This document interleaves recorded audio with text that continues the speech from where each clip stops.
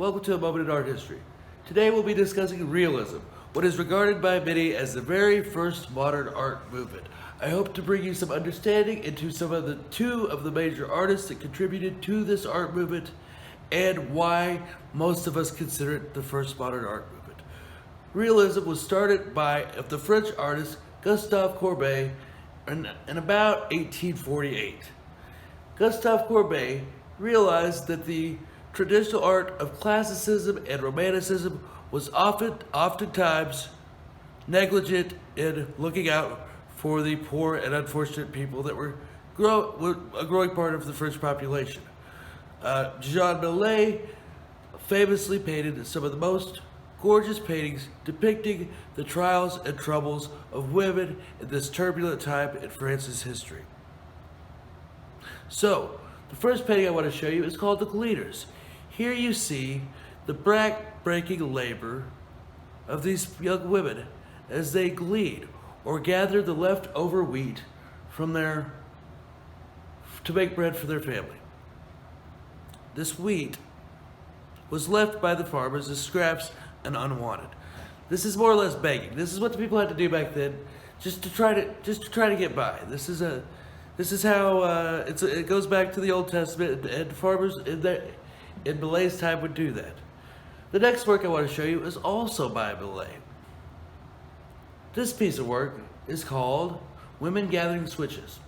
And one thing that widows would often find themselves doing in France is going out in the woods in the middle of the winter and gathering what little wood they could carry, putting it into great big bundles, and then selling these bundles just for enough money to make ends meet.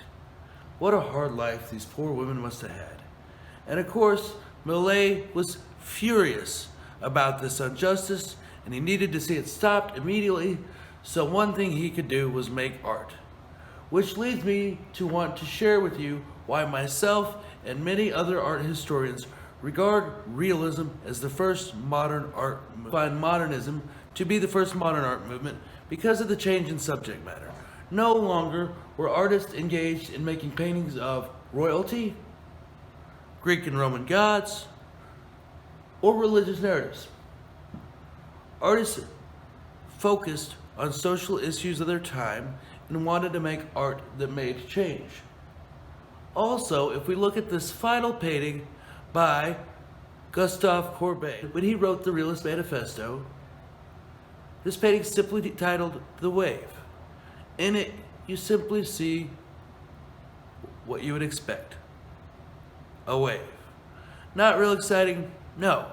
But it shows a transition away from having stories and narratives in painting to, as we see in the next art movement, painting strictly about nature. Another reason I wanted to bring this painting up is it shows for the first time in Western art history, us Western artists looking somewhere beyond the West for a new inspiration. Yes, I would say that The Wave by Gustave Courbet is very similar to one of the 36 views of Mount Fuji by Hokusai.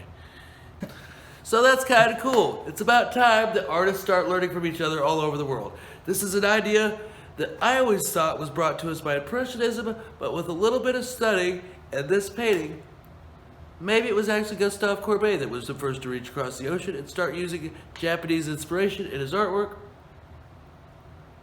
And that's great to hear about.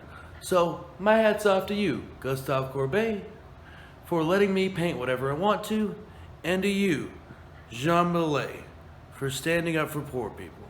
I thank you for your time. I hope you enjoyed the video. Please leave a thumbs up, subscribe if you want to, and have a good night, guys. I'll see you tomorrow.